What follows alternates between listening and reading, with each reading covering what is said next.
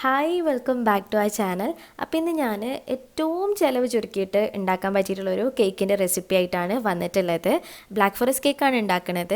ഇതിൽ ഞാൻ ബേക്കിംഗ് ടൂൾസൊക്കെ കുറച്ച് മാത്രമേ യൂസ് ചെയ്തിട്ടുള്ളൂ. നോസിലൊക്കെ നമ്മൾ വീട്ടിൽ തന്നെ ഉണ്ടാക്കിയെടുക്കുകയാണ് ചെയ്തത്. പിന്നെ പാലറ്റ് നൈഫ് അതൊന്നും യൂസ് ചെയ്തിട്ടില്ല, മുട്ട യൂസ് ചെയ്തിട്ടില്ല. അങ്ങനെ ഒരു സിമ്പിളായിട്ടുള്ള കേക്കാണ്. എന്നാൽ ടേസ്റ്റിൽ ഒരു കോംപ്രമൈസും ഇല്ല, നല്ല ടേസ്റ്റ് ഉണ്ട്. നിങ്ങളെല്ലാവരും ഒന്ന് ട്രൈ ചെയ്ത് നോക്കണം, ഉറപ്പായിട്ടും ട്രൈ ചെയ്ത് നോക്കണം, എന്നിട്ട് ഫീഡ്ബാക്ക് അറിയിക്കണം. അപ്പോൾ നമുക്ക് വീഡിയോയിലേക്ക് പോണതിൻ്റെ മുന്നായിട്ട് നിങ്ങൾ ഈ ചാനൽ ആദ്യമായിട്ട് കാണുകയാണെന്നുണ്ടെങ്കിൽ താഴെ കാണുന്ന റെഡ് സബ്സ്ക്രൈബ് ബട്ടൺ ക്ലിക്ക് ചെയ്തിട്ട് സബ്സ്ക്രൈബ് ചെയ്യുക. അതുപോലെ നോട്ടിഫിക്കേഷൻസ് കിട്ടാൻ വേണ്ടിയിട്ട് ആ ബെല്ലൈക്കൺ ഒന്ന് ക്ലിക്ക് ചെയ്യുക. പിന്നെ വീഡിയോ നിങ്ങൾക്ക് ഇഷ്ടമാണെന്നുണ്ടെങ്കിൽ ലൈക്ക് ചെയ്യാനായിട്ട് മറക്കരുത്. കാരണം നിങ്ങളുടെ ലൈക്സാണ് നമുക്ക് ഇനിയും വീഡിയോസ് ചെയ്യാനായിട്ടുള്ളൊരു എൻകറേജ്മെൻ്റ് ആവണത്. അപ്പോൾ നമുക്ക് നേരെ വീഡിയോയിലേക്ക് പോവാം. അപ്പോൾ നമ്മുടെ കേക്കിൻ്റെ ബാറ്റർ റെഡിയാക്കാൻ വേണ്ടിയിട്ട് ഞാനൊരു ബൗൾ എടുത്ത് വെച്ചിട്ടുണ്ട്. എന്നിട്ട് അതിലേക്ക് പഞ്ചസാരയാണ് ആദ്യം ചേർത്ത് കൊടുക്കാൻ പോണത്. ഈ ഗ്ലാസ്സാണ് നമ്മുടെ മെഷറിംഗ് കപ്പായിട്ട് യൂസ് ചെയ്യണത്. അതിൽ ഒരു അര കപ്പിനും കൂടുതലായിട്ട് പൊടിച്ച പഞ്ചസാര എടുത്തിട്ടുണ്ട്. എന്നിട്ട് അത് ഈ പാത്രത്തിലേക്ക് ഇട്ട് കൊടുക്കുകയാണ്.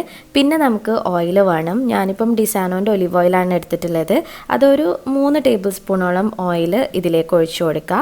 എന്നിട്ട് ഇത് രണ്ടും കൂടെ നമുക്കൊരു വിസ്ക് വെച്ചിട്ട് ഒന്ന് മിക്സ് ചെയ്ത് കൊടുക്കാം.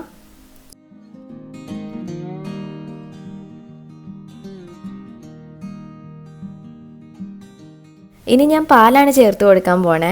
ആ ഗ്ലാസിൻ്റെ പകുതി ഭാഗത്തോളം ഞാൻ പാലെടുത്തിട്ടുണ്ട്. എന്നിട്ട് അതും ഇതിലേക്ക് ചേർത്ത് കൊടുത്തിട്ട് നമുക്കിത് മൂന്നും കൂടെ ഒന്ന് മിക്സാക്കി എടുക്കാം.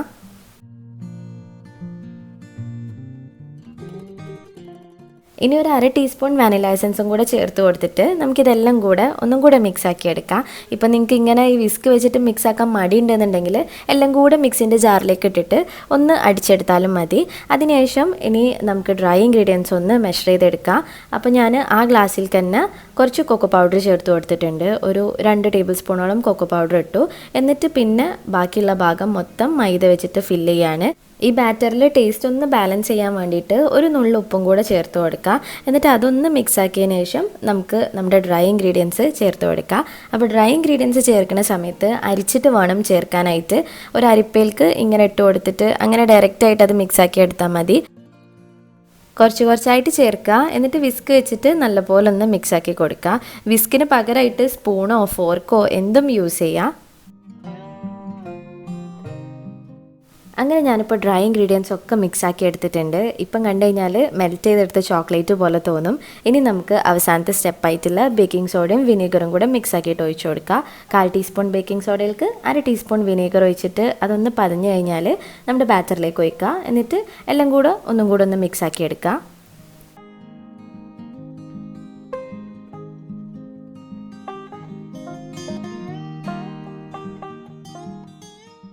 ഇനി നമുക്കിത് ബേക്ക് ചെയ്യാൻ വേണ്ടിയിട്ട് സോസ് പാനിലേക്ക് മാറ്റാം. അപ്പം സോസ് പാൻ ജസ്റ്റ് ഒന്ന് ഓയിൽ വെച്ചിട്ട് ഗ്രീസ് ചെയ്ത് കൊടുക്കണം. അതിനുശേഷം നമ്മൾ ഈ ആക്കി വെച്ചിട്ടുള്ള ബാറ്റർ ഇതിലേക്ക് ഒഴിക്കുക.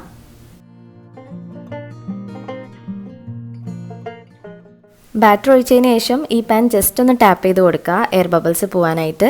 അതിനുശേഷം ഒരു തട്ട് വെച്ച് അതിൻ്റെ മേലെ ഈ സോസ് പാൻ വെച്ചതിന് ശേഷം അടച്ച് വെച്ചിട്ട് ഇത് കുക്ക് ചെയ്തെടുക്കുക.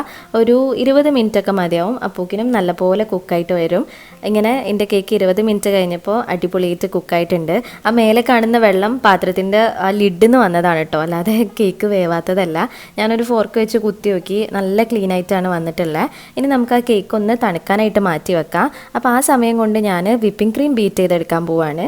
റിറ്റ്സ് എന്ന് പറഞ്ഞ ബ്രാൻഡിൽ നിന്നുള്ള സൺവിപ്പ് എന്ന് പറഞ്ഞിട്ടുള്ള വിപ്പിംഗ് ക്രീമാണ് ഞാനിപ്പോൾ എടുത്തിട്ടുള്ളത്. അതിൻ്റെ ഒരു അരക്കപ്പ് ഞാൻ എടുത്താണ് ഇപ്പോൾ. എന്നിട്ട് അത് വിസ്ക് വെച്ചിട്ട് തന്നെയാണ് ബീറ്റ് ചെയ്ത് കൊടുക്കുന്നത്. നല്ല കണ്ടിന്യൂസ് ആയിട്ട് സ്പീഡിൽ ബീറ്റ് ചെയ്യുകയാണെന്നുണ്ടെങ്കിൽ നമുക്ക് പെട്ടെന്ന് തന്നെ വിസ്ക് വെച്ച് വിപ്പിംഗ് ക്രീം ബീറ്റ് ചെയ്തെടുക്കാം.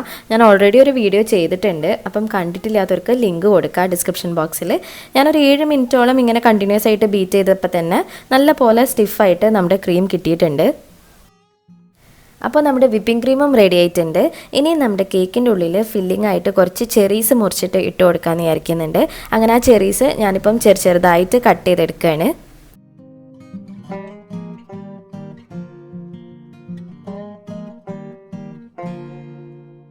നോസിലൊക്കെ ഞാൻ DIY ആയിട്ട് ഉണ്ടാക്കിയെടുക്കുകയാണ് ചെയ്തത്.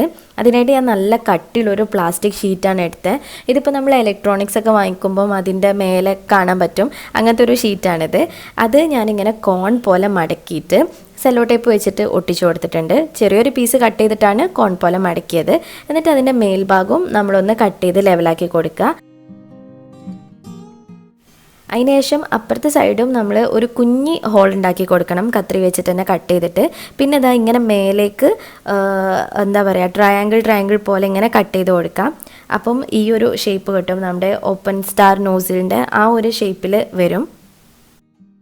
അങ്ങനെ ഞാൻ 2 നോസിൽ ഉണ്ടാക്കി എടുത്തിട്ടുണ്ട്. ഒരെണ്ണം ഓപ്പൺ സ്റ്റാർ ടിപ്പും മറ്റത് സാധാരണ റൗണ്ട് പോലത്തതും. ഇനി നമുക്ക് കേക്ക് അസംബിൾ ചെയ്യാൻ തുടങ്ങാം. അപ്പോൾ നമ്മുടെ കേക്ക് ചൂടാറിയിട്ടുണ്ട്. ഞാനതിൻ്റെ മേൽഭാഗത്തു നിന്ന് കുറച്ച് കട്ട് ചെയ്തെടുത്തിന് നമുക്ക് ക്രംസ് ആക്കാൻ വേണ്ടിയിട്ട്. പിന്നെ ഞാൻ ഈ കേക്ക് 3 ലെയറായിട്ട് കട്ട് ചെയ്തെടുക്കാൻ പോവാണ്. കേക്ക് നല്ല സോഫ്റ്റാണ്, അപ്പോൾ നമ്മൾ കട്ട് ചെയ്യുന്ന സമയത്ത് ശ്രദ്ധിക്കണം, ചിലപ്പോൾ മുറിഞ്ഞു പോകാൻ ചാൻസ് ഉണ്ട്. ഒരു ടേൺ ടേബിളിൻ്റെ മേലെ കേക്ക് ബോർഡ് വെച്ച് കൊടുത്തിട്ടുണ്ട്. എന്നിട്ട് ആദ്യം കുറച്ച് വിപ്പിംഗ് ക്രീം ആക്കുകയാണ്. വിപ്പിംഗ് ക്രീം നമുക്ക് ഓയിലിൻ്റെ കവറിലോ അല്ലെങ്കിൽ ഷോപ്പിൽ നിന്നൊക്കെ വാങ്ങിക്കുന്ന ആ ഒരു വൈറ്റ് പ്ലാസ്റ്റിക് കവർ ഉണ്ടാവുമല്ലോ, അതിലും ഒക്കെ ആക്കാൻ പറ്റും. എന്നിട്ട് നമ്മുടെ ഫസ്റ്റ് ലെയർ കേക്ക് വെക്കുക. അതിനുശേഷം അത് ഷുഗർ സിറപ്പ് വെച്ചിട്ടൊന്ന് വെറ്റാക്കി കൊടുക്കണം. ഇനി നമുക്ക് ഇതിൻ്റെ മേലെ ഒരു ലെയർ ക്രീം അപ്ലൈ ചെയ്ത് കൊടുക്കാം. ഇപ്പോൾ ക്രീം ലെവലാക്കാൻ വേണ്ടിയിട്ട് പാലറ്റ് നൈഫിന് പകരം ഞാൻ കത്തിയാണ് എടുത്തിട്ടുള്ളത്. ഇങ്ങനെ ഒരു കുഞ്ഞു കത്തി ഉണ്ടെന്നുണ്ടെങ്കിൽ നമുക്ക് നല്ല സുഖമായിട്ട് അത് ലെവൽ ചെയ്തെടുക്കാം.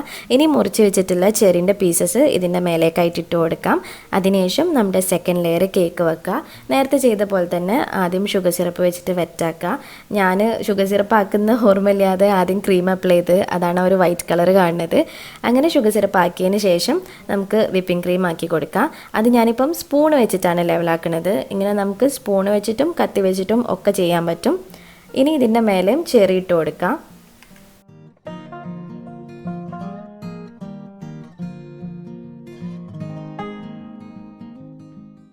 പിന്നെ നമ്മുടെ അവസാനത്തെ കേക്ക് ലെയറും കൂടെ വെച്ചിട്ട് അതും ഷുഗർ സിറപ്പ് വെച്ചിട്ട് വെറ്റാക്കി കൊടുക്കണം.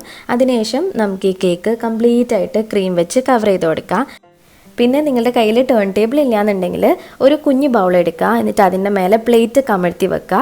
അതിൻ്റെ മേലായിട്ട് നമ്മുടെ ഈ കേക്ക് ബോർഡും കാര്യങ്ങളൊക്കെ വെച്ചിട്ട് നമുക്ക് അങ്ങനെ കേക്ക് അസംബിൾ ചെയ്തെടുക്കാൻ പറ്റും. ഒരു ടേൺ ടേബിൾ പോലെ തന്നെ നമുക്കത് യൂസ് ചെയ്യാം. അപ്പോൾ ഇതാ ഞാൻ കേക്ക് കംപ്ലീറ്റ് ആയിട്ട് ക്രീം വെച്ച് കവർ ചെയ്തെടുത്തിട്ടുണ്ട്. ഒരു 10 മിനിറ്റ് നമുക്കിതൊന്ന് തണുപ്പിച്ചെടുക്കണം. അപ്പോൾ ആ സമയം കൊണ്ട് നേരത്തെ കട്ട് ചെയ്ത് വെച്ചിട്ടുള്ള കേക്കിൻ്റെ പീസസ് ഞാൻ കൈ വെച്ചിട്ട് തന്നെ ഇങ്ങനെ പൊടിച്ച് ക്രംസാക്കി എടുക്കുകയാണ്. വേണമെങ്കിൽ മിക്സിയിലിട്ടിട്ട് ഒന്ന് അടിച്ചെടുത്താലും മതി. നമ്മളിത് കേക്ക് ഡെക്കറേറ്റ് ചെയ്യാനായിട്ടാണ് യൂസ് ചെയ്യുന്നത്. ചോക്ലേറ്റ് ഗ്രേറ്റ് ചെയ്തതിന് പകരമായിട്ടാണ് നമ്മൾ ഈ കേക്കിൻ്റെ ക്രംസ് വെച്ച് കൊടുക്കുന്നത്. അപ്പോൾ സൈഡ്സിലൊക്കെ ഇതാ ഇങ്ങനെ കൈ വെച്ചിട്ട് വെച്ച് കൊടുക്കുക. സാധാരണ നമ്മൾ ബ്ലാക്ക് ഫോറസ്റ്റ് ഉണ്ടാക്കുമ്പം ചോക്ലേറ്റ് വെക്കുന്നതിന് പകരമായിട്ട് ക്രംസ് വെച്ചിട്ട് ആക്കി കൊടുക്കുക. അതിൻ്റെ സെൻറ്ററിലും ഞാൻ കുറച്ച് ക്രംസ് ഇട്ട് കൊടുക്കുന്നുണ്ട്. നമ്മൾ ഉണ്ടാക്കിയിട്ടുള്ള ആ ഓപ്പൺ സ്റ്റാർ ടിപ്പ് നോസിൽ ഞാനൊരു പൈപ്പിംഗ് ബാഗിൽ ഇട്ട് കൊടുത്തേന്. എന്നിട്ട് അതിലേക്ക് ബാക്കിയുള്ള വിപ്പിംഗ് ക്രീം ഫില്ല് ചെയ്ത് കൊടുത്തു. അതിനുശേഷം കേക്കിൻ്റെ മേൽഭാഗത്തായിട്ട് അത് വെച്ചിട്ട് ഞാനിങ്ങനെ ഫ്ലവറിൻ്റെ ഡിസൈൻ ആക്കി കൊടുക്കുകയാണ്.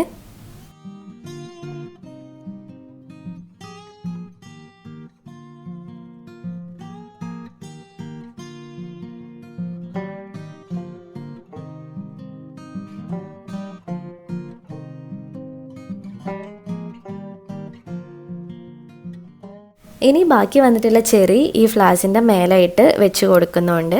അപ്പോൾ ഇത്രയേ ഉള്ളൂ, നമ്മുടെ ബ്ലാക്ക് ഫോറസ്റ്റ് കേക്ക് റെഡി ആയിട്ടുണ്ട്.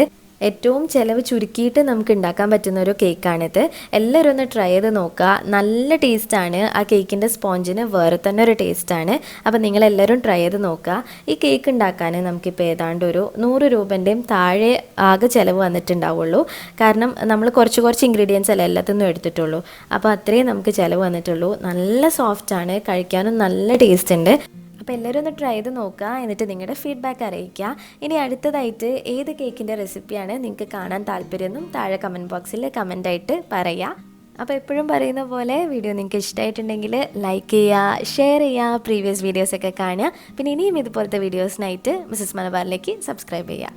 താങ്ക്